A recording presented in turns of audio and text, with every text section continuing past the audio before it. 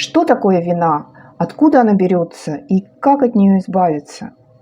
Разберемся в этом видео. Меня зовут Виктория Швальц, я практикующий психолог, и сегодня, как вы поняли, мы говорим о чувстве вины. Все мы иногда ощущаем себя виноватыми, и это нормально. Если человек не чувствует вину совсем никогда, то это, скорее всего, говорит о психических отклонениях. И если у вас появилась мысль, что вы никогда не были виноваты, то, скорее всего, вы себя обманываете. Что же на самом деле представляет собой чувство вины? Это глубокое сожаление о том, что вы сделали, или о том, чего вы не сделали, в связи с тем, что в вашей жизни после этого вашего действия или бездействия появились разнообразные негативные последствия. Может быть, в вашей жизни, может быть, в жизни ваших близких. Сама эмоциональная реакция, само чувство вины должно длиться недолго, поскольку психика сразу переключается на рациональное мышление, сразу начинает подбирать какие-то причины вашего действия или бездействия, да, и пытается избавиться от негативных мыслей. Именно поэтому мы, еще до конца даже не разобравшись в своих негативных эмоциях, часто пытаемся что-то исправить. И это здоровая реакция на вину. Если же чувство вины гложет вас больше суток, то это уже может быть патологией, может быть какой-то глубинной проблемой. И в этом случае лучше всего обратиться за помощью к специалисту. Нужно еще сказать о том, что вина может быть рациональной и иррациональной. Что такое рациональная вина? Допустим, у вас плохое настроение, вы нагрубили кому-то, кто подвернулся под руку, и почувствовали себя виноватым. И поскольку был негативный поступок, за который вы чувствуете вину, то эта вина оправдана, эта вина рациональна. И если вы извинитесь перед этим человеком, то вы быстро забудете об этом инциденте. Иррациональная же вина проявляется совсем по-другому. Допустим, вы берете на работе отгул. Начальник, с большой неохотой, но все-таки вас отпускает. И вы начинаете заниматься какими-то делами, да, ради которых, собственно, и был взят отгул. И вас все время мучает тревога, мучает чувство вины, потому что вот вы сейчас отдыхаете, вы сейчас не работаете, а ваши коллеги продолжают работать. И удовольствия от выходного никакого вы не чувствуете, потому что чувство вины вас просто затопляет. Да? Вы хотите все бросить и бежать работать, чтобы избавиться от этого чувства вины. Вот это и есть рациональная вина. Вы ни в чем не виноваты, но вы себя чувствуете таковым или таковой. Откуда же берется иррациональное чувство вины? Обычно его истоки лежат в детстве. И первой причиной, самой распространенной причиной наличия у взрослого человека вот этой иррациональной вины заключается в том, что на него в детстве, как на ребенка, были возложены слишком большие обязательства, слишком большая ответственность. То есть, по сути, ему пришлось очень рано повзрослеть, чтобы выполнять возложенные на него обязанности. Это случается в семьях, где родители очень инфантильны и не способны самостоятельно заботиться о себе. Либо это могут быть семьи, где родители злоупотребляют спиртным, родители алкоголики. И ребенок берет на себя ответственность за всю семью. Да, он уже становится родителем по отношению к своим инфантильным маме и папе. И он не может справиться полноценно с этой ситуацией. Он же по-прежнему остается ребенком. И он постоянно чувствует вину, он постоянно чувствует ответственность и вину за то, что он все делает недостаточно хорошо. Кстати, сюда же можно отнести ситуацию, когда старшему ребенку навязывают ответственность за младшего ребенка. Да, то есть на плечи ребенка, по сути, перекладывается ответственность за младшего. И это тоже очень тесно связано с чувством вины, потому что родители дают ребенку понять, что мы будем тебя любить вот при таких вот обстоятельствах, при таких условиях, если ты будешь следить за братом, если ты будешь умным, если ты будешь терпеливым, если ты будешь внимательным по отношению к своему младшему брату или своей младшей сестре.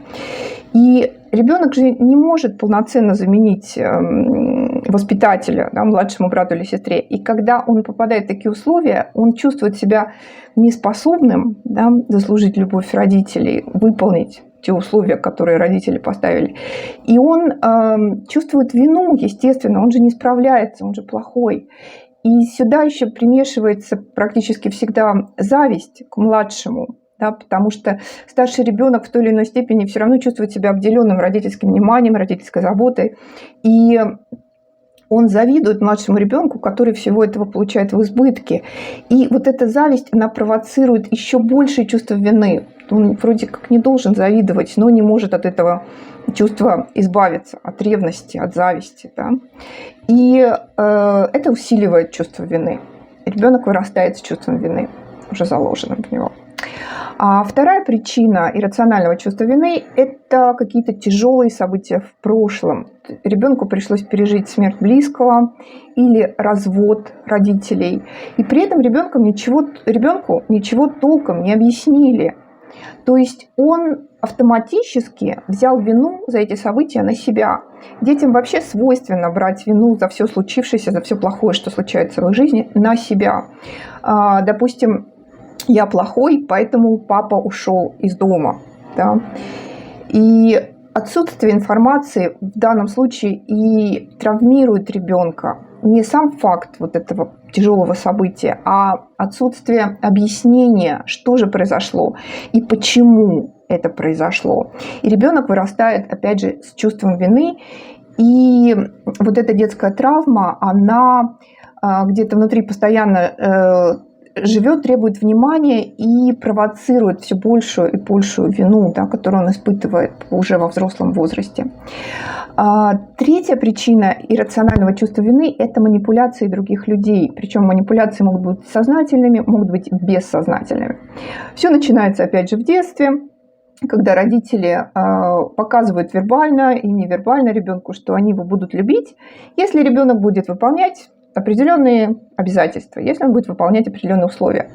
Мы будем тебя любить, если ты будешь хорошим, да, мы будем тебя любить, если ты сделаешь что-то и то-то, а если ты плохой, то ты виноват в том, что мы тебя не любим. Ты же не выполнил условия. И во взрослом возрасте такой человек также легко ведется на подобные манипуляции. Он же уже знает в глубине души, что он плохой. Он это усвоил еще в детстве. И манипуляции, которым он подвергается, усиливают это чувство вины.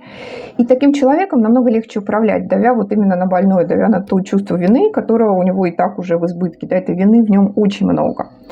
И четвертая причина – это так называемая всемогущая вина, когда человеку трудно признаться в том, что он не может все контролировать, в том, что его возможности ограничены, он в каких-то ситуациях может быть просто беспомощным. Ему проще обвинить себя в случившемся, чем признать собственную беспомощность.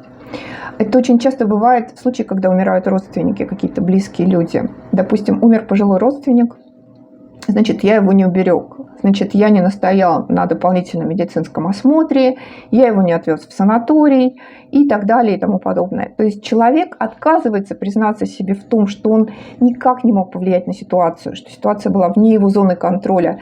И ему легче думать, что он все-таки мог что-то изменить, ему легче чувствовать вину, просто острейшую вину за то, что он чего-то не сделал, и горевать, и укорять себя, корить себя за то, что он не предпринял каких-то мер, чтобы спасти этого человека. Ну и пятая причина иррациональной вины – это стремление к безопасности, как это ни странно звучит. То есть человеку проще признать себя виноватым, чтобы не вызвать развитие какого-то конфликта. При этом человек вообще не виноват в произошедшем, он, может быть, даже не совсем понимает, в чем его обвиняют, но ему проще признать вину, чтобы чувствовать себя в безопасности. Что происходит? В момент, когда его обвиняют в чем-то, такой человек уже рисует в своей голове какие-то катастрофические сценарии, да, к чему может привести эскалация этого конфликта, да, что может случиться. И чтобы вот этого не произошло, он готов повиниться, он готов попросить прощения за то, чего он не делал, чего он не совершал, чтобы избежать вот этих вот последствий катастрофических. Да. Здесь человек может надумать все, что угодно, за что его корят другие, да, почему его считают виноватым. Но, тем не менее, вина-то надуманная, и человек сознается в том, что он виноват просто для того, чтобы чувствовать себя в безопасности. Вот таковы истоки иррационального чувства вины. А как можно справляться с иррациональной виной? Об этом мы поговорим в следующий раз. Я расскажу вам об этом в следующем видео. Пожалуйста, если вам понравилось это видео, если оно показалось вам интересным, информативным, ставьте лайки и подписывайтесь на канал. Этим вы поможете продвижению данного канала, и больше людей смогут ознакомиться с данной информацией. Спасибо.